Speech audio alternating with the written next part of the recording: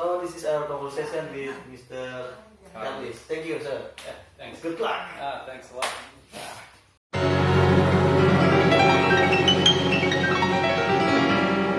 Sebelum berlanjut, seperti biasa, jangan lupa untuk subscribe di channel ini. Terima kasih.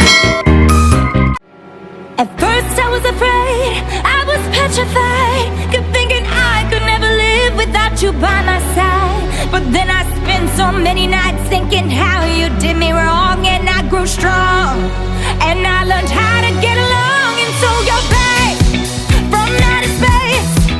I just walked in to find you here with that sad look upon your face. I should have changed that stupid lock, I should have made you leave your key. If I'd have known for just 1 second you'd be back to bother me. Go now, go, walk out the door, just turn around now, 'cause you're not welcome anymore. Weren't you the one who tried to hurt me with goodbye? Did you think I'd crumble? Did you think I'd lay down and die? Oh no, not I will survive. Oh, as long as I know how to love, I know I'll stay alive. I've got all my life to live, and I've got all my love to give. I will survive. I will survive. Today, the local people gave me some Tingki. Local pala. Pala. Yeah. And no, the local community is very friendly here. When I arrived in Kulur, they were very welcoming. I don't speak Indonesian, and they speak very, very little English. Yeah. We were able to understand each other, and they started to bring me some kalapa muda, Yeah. some banana. What did you come to Kulur? No, it actually was by accident almost, because I was rowing from, my last port was Mendayung, that's port in Papua New Guinea, and I was rowing to Vietnam.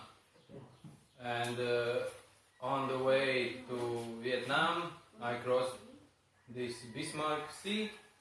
I was rowing along the way of Papua, close to Warga, then close to Morotai. and then I came close to SANGIHE. The wind from the west started, and I was blocked, and I couldn't row any further because my boat doesn't have any layar, no sail, no motor. So only human power. Yes. So I was trying to row, but for a couple of days I didn't make any progress, and I was coming closer to SANGIHE, and I thought that the wind will blow me more to the east. So I thought, okay, my chance to save my location, my position, is to somehow reach the coast of SANGIHE, and I was trying to row into Kuma Bay, but the wind pushed me out, and then I rowed more south, and then I was able to row in Kulur. So I stopped there on the buoy, and it's Day or night? I arrived like that was still was light. It was day. Day. Yes, it was day. You were in Kulur. The people reaction? See you come. Yeah, it was very interesting because people started to come with the rowing boats, a small. Because actually today when you saw my boat in Kulur, now it's very close to the coast. Yeah. It's like maybe 10 meters from the coast.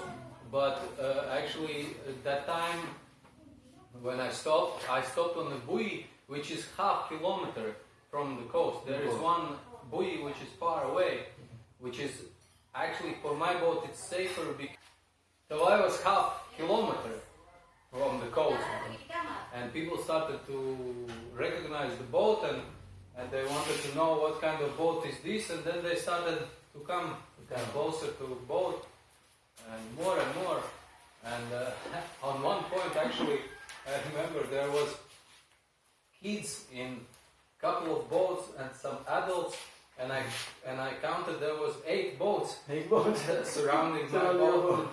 They were just talking and laughing and enjoying and asking questions from where I'm coming. I think they confused. Wow. Yeah, on one hand they were confused, but on the other hand they were still very friendly. Very welcoming. And also the leader of the village came, Mr. Michael, to welcome me in arriving from afar. And so yeah, I was very lucky and very happy to be there. And then step by step, from one person to another person, from Mr. Michael, I was introduced to Mr. Ruston, and he was able to speak English. So that was the key where actually I started to communicate with the local community, because before it was very difficult to talk. And then slowly, step by step, there was a local guy, Mr. Refi, Mr. David, and they also started to help whatever I needed, any kind of help or something to get ashore, to get back to my boat, or to have some fruits, papaya, banana, and then this Galapamuda, and very friendly people and very welcoming. So I was able to move around and to find some things. This morning I had, because I was in the sea more than 2 months from Madang to come to Sangihe, so from Papua New Guinea to here, it was quite a long time, and I had all my clothes dirty, putting the things in the washing machine. So very friendly people, very friendly, and I really appreciate that. And you're going to Vietnam not for breaking the record, but for setting the record. Yes. So you will be the first one going from South America to Asia. South Asia. Wow. Yeah. Yes. Well, to be honest, for myself personally,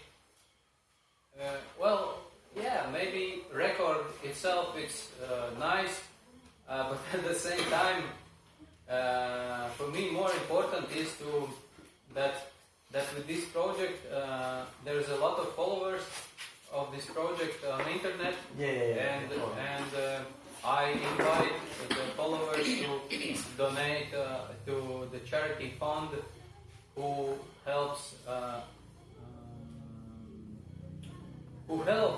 the orphans to find the families. So the idea is that all of the children can grow up in a family.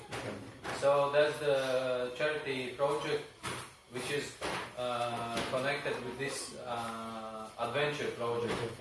So because this adventure project attracts a lot of interest, a lot of followers, and I invite the followers to virtually row together with me in the boat, but in terms of donating some money to the charity.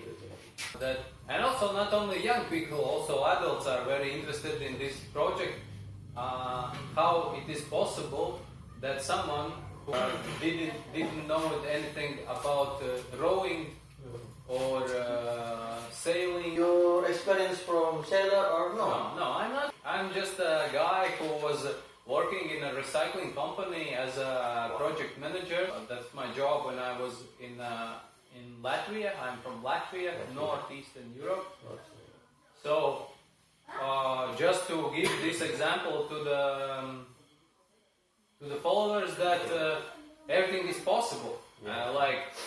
If I can row across the ocean by starting just searching in Google and typing in how to row an ocean from Google, from completely zero, then there's a question, what else is possible? So you row from South America. Well, this journey is in stage. I do it in stages, in step by step.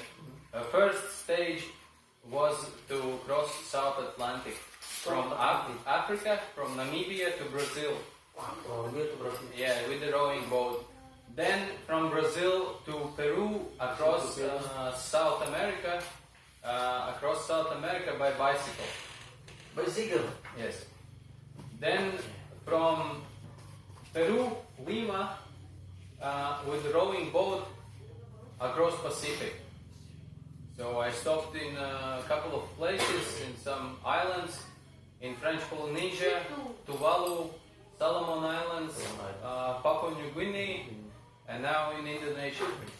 So I still have, in a straight line from here, Vietnam is a bit more than 2,000 kilometers.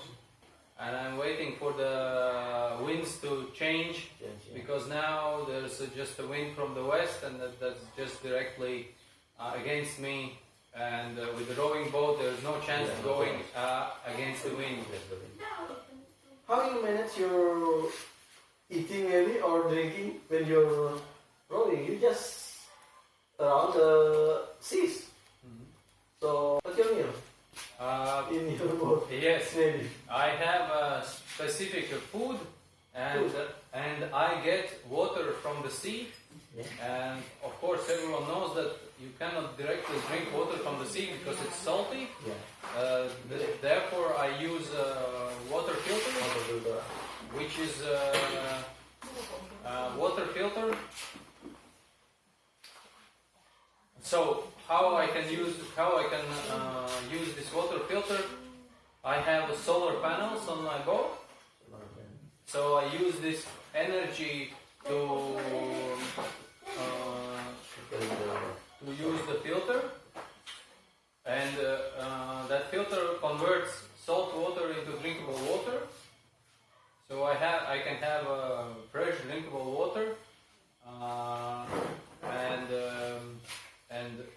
so I boil water on the gas, as I was explaining about this equipment. So I have a boiled water, and then I have a specific food which is packed in packages. So each meal is packed in a separate package. So you just open the package.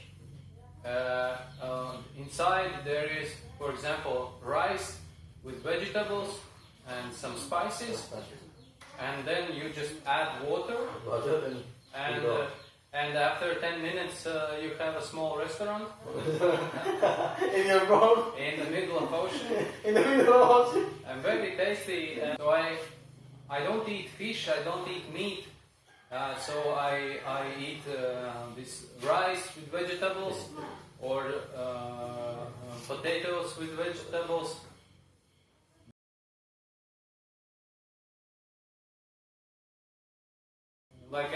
So in each country, these rules are a little bit different, but at the same time similar. And when you arrive in some country, you have to visit these instances, like medicine, like customs, like customs, and immigration.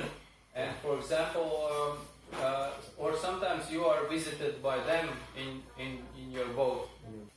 So you have a complete document for cross our border? Yeah, of course. My boat is registered as a international transport, and I have passport. And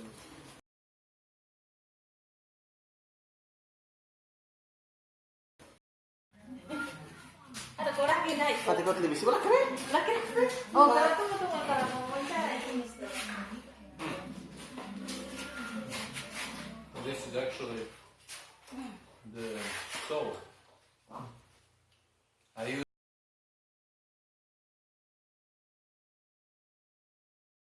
So this is our conversation with Mr. Karlis. Thank you, sir. Yeah, thanks. Good luck. Thanks a lot.